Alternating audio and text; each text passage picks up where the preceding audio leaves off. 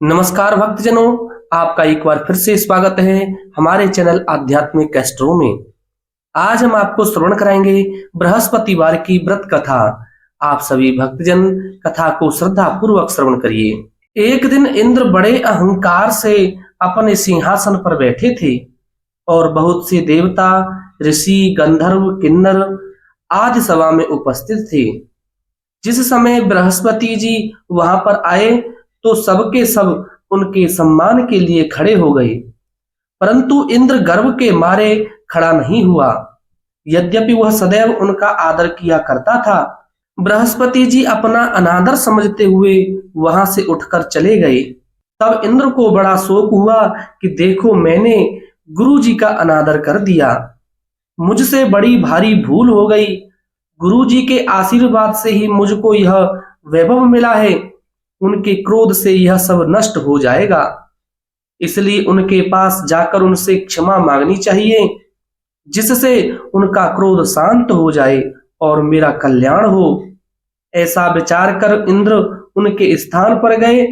जब बृहस्पति जी ने अपने योग बल से यह जान लिया कि इंद्र क्षमा मांगने के लिए यहाँ आ रहा है, तब क्रोधवश उससे भेंट करना उचित न समझकर अंतर्ध्यान हो गई। जब इंद्र ने बृहस्पति जी को घर पर न देखा, तब निराश होकर लौट आए। जब दैत्यों के राजा ब्रखवर्मा को यह समाचार विदित हुआ, तो उसने अपने गुरु शुक्राचार्य की आज्ञा से इंद्रपुरी को चारों तरफ से घेर लिया। गुरु की कृपा न होने के कारण देवता हारने व मार खाने लगे। तब उन्होंने ब्रह्मा जी को विनय पूर्वक सब वृतांत सुनाया और कहा कि महाराज, दैत्यों से किसी प्रकार बचाइए। तब ब्रह्मा जी कहने लगे कि तुमने बड़ा अपराध किया है, जो गुरुदेव को क्रोधित कर दिया।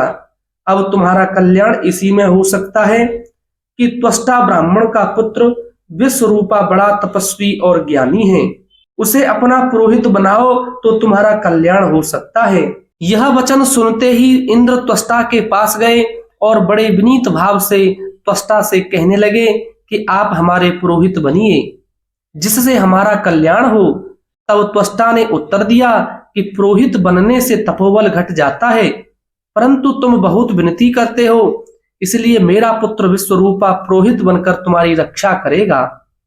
विश्वरूपा ने पिता की आज्ञा से पुरोहित बनकर ऐसा यत्न किया कि हरि इच्छा से इंद्र ब्रखवर्मा को युद्ध में जीतकर अपने इंद्रासन पर स्थित हुआ। विश्वरूपा के 3 मुख थे। एक मुख से वह सोमपल्ली लता का रस निकालकर पीते थे, दूसरे मुख से वह मदिरा पीते और तीसरे मुख से अन्न आदि भोजन करते। इंद्र ने कुछ दिनों उपरांत कहा कि मैं आपकी कृपा से यज्ञ करना चाहता हूँ। जब विश्वरूपा की आज्ञानुसार यज्ञ प्रारंभ हो गया, तब एक दैत्य ने विश्वरूपा से कहा कि तुम्हारी माता दैत्य की कन्या है, इस कारण हमारे कल्याण के निमित्त एक आहुति दैत्यों के नाम पर भी दे दिया करो तो अति उत्तम बात है। विश्वरूपा उस दैत्य का कहा मानकर आहुति देते समय दैत्य नाम भी धीरे से लेने लगा। इसी कारण यज्ञ करने से देवताओं का तेज नहीं बढ़ा। इंद्र ने यह वृतांत जानते ही क्रोधित होकर विश्वरूपा के 3 सर काट डाले। मद्यपान करने वाले मुख से भंवरा, सोमपल्ली पीने वाले मुख से कबूतर और अन्न खाने वाले मुख से तीतर बन गया। विश्वरूपा के मरते ही इंद्र का स्वरूप ब्रह्म हत्या के प्रभाव से बदल गया। देवताओं के 1 वर्ष पश्चाताप करने पर भी ब्रह्म हत्या का वह पाप न छूटा, तो सब देवताओं के प्रार्थना करने पर ब्रह्मा जी बृहस्पति जी के साथ वहां आए। उस ब्रह्म हत्या के 4 भाग किए, उनमें से 1 भाग पृथ्वी को दिया। इसी कारण कहीं कहीं धरती ऊंची नीची और बीज बोने के लायक भी नहीं होती। साथ ही ब्रह्मा जी ने यह वरदान दिया, जहां पृथ्वी में गड्ढा होगा, कुछ समय पाकर स्वयं भर जाएगा। दूसरा भाग वृक्षों को दिया, जिससे उनमें से गोंद बनकर बहता है। इस कारण गूगल के अतिरिक्त सब गोंद अशुद्ध समझे जाते हैं।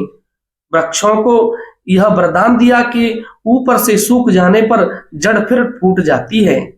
तीसरा भाग स्त्रियों को दिया, इसी कारण स्त्रियां हर महीने रजस्वला होकर पहले दिन चांडालिनी, दूसरे दिन ब्रह्मघातिनी, तीसरे दिन धोबिन के समान रहकर चौथे दिन शुद्ध होती हैं। और संतान प्राप्ति का उनको वरदान दिया। चौथा भाग जल को दिया, जिससे फेन और सिवाल आदि जल के ऊपर आ जाते हैं। जल को यह वरदान मिला कि जिस चीज में डाला जाएगा वह बोझ में बढ़ जाएगा। इस प्रकार इंद्र को ब्रह्म हत्या के पाप से मुक्त किया।